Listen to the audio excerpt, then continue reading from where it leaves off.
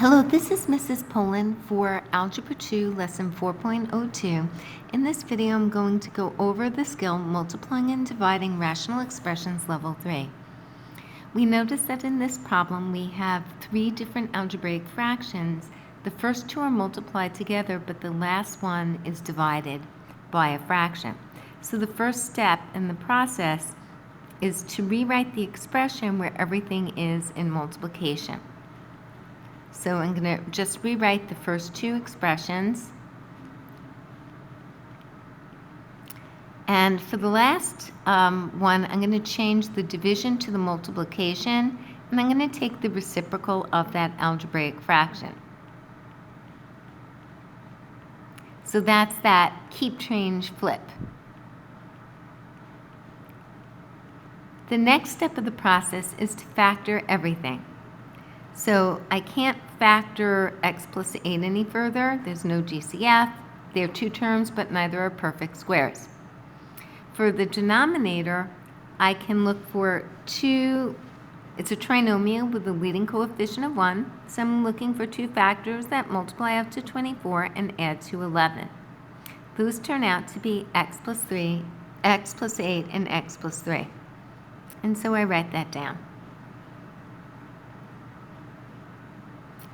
The numerator of the second fraction, I can't factor further, but the denominator, I always think GCF first, and the GCF is 6x. 6x squared divided by 6x is x. 12x divided by 6x is positive 2. Okay, now I'm going to factor again. And I'm looking for two factors for that last fraction that add to positive 4 and multiply out to 3.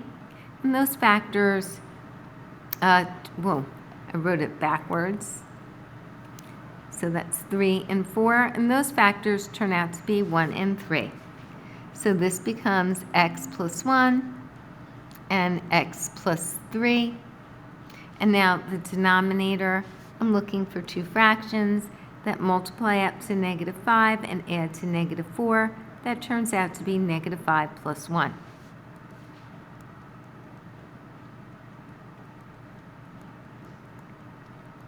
I now am up to the reducing stage. I can reduce vertically or in either diagonal. So the x plus 8 and the x plus 8 reduce to 1. The x minus 5 and the x minus 5 reduce to 1. The x plus 8 and the x plus 8 reduce to 1. Notice I'm putting it in the numerator. The x plus 3 and the x plus 3 reduce to 1, and I put it in the numerator. So what am I left with? I'm left with 1 on top because you're multiplying across. You're not left with nothing, you're left with 1. And in the denominator, I'm left with 6x times x plus 2. So this becomes 1 over 6x times x plus 2. There's nothing else you can reduce. You would be losing mega points if you forgot the 1 in the numerator. Okay. The next problem. It slipped. Again, to level 3. There are three terms, and the last one you're going to have to flip. So we rewrite it into proper form first.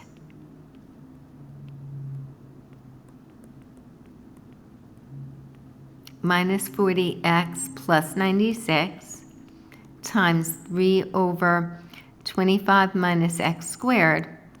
And again, you're going to change that division into a multiplication problem, and you're going to take the reciprocal of that last fraction. Now you're set, and now you factor. So I'm looking for two numbers that add to 1 and multiply out to negative 20. That turns out to be x plus 5, x minus 4. For the denominator, I first factor out a 4, and I'm left with x squared minus 10x plus 24. Notice it's really important to factor out the GCF first. It makes the problem much easier. The numerator of the second fraction you can't factor further, but you can actually do dots on the denominator. But be careful. So here's what I mean. You have two terms, both are perfect squares, and they're separated by the minus. But when you do this, it's not x that goes first. Whatever the square root of that first term goes into the first position. So it's 5 and 5 plus and minus x and x. Likewise, we're going to do the same thing for the numerator of the last fraction. 36 minus x squared, two terms with a minus in between. 36 is a perfect square, x squared is a perfect square, so we have dots. But be careful. It's not x plus 6, x minus 6. You have to follow the position, take the square root of what's in that first position and what's in that last position. Now that I have everything factored, I can reduce to 1 or negative 1. So when you have something in the form of a plus b and b plus a, so it's the same term, it's addition, but they're switched around, that reduces to 1. But if it's a minus b over b minus a, that's when it reduces to negative 1. Okay? So I noticed that x plus 5 and 5 plus x, addition is commutative, so that could just reduce to 1. Oh wait, I forgot to factor this denominator further. So we're going to just do that now. So this should be 4 times x minus 6, x minus 4. I typically don't like doing that in a paper because it's easy to make a careless mistake that way. Okay, so in any case, x minus 4 and x minus 4 can reduce to 1. And x plus 6 and x plus 6 reduces to 1. But now be careful, okay? What do you notice? I have x minus 6, but here I have 6 minus x. That's this case over here. This reduces to negative 1. So what am I left with?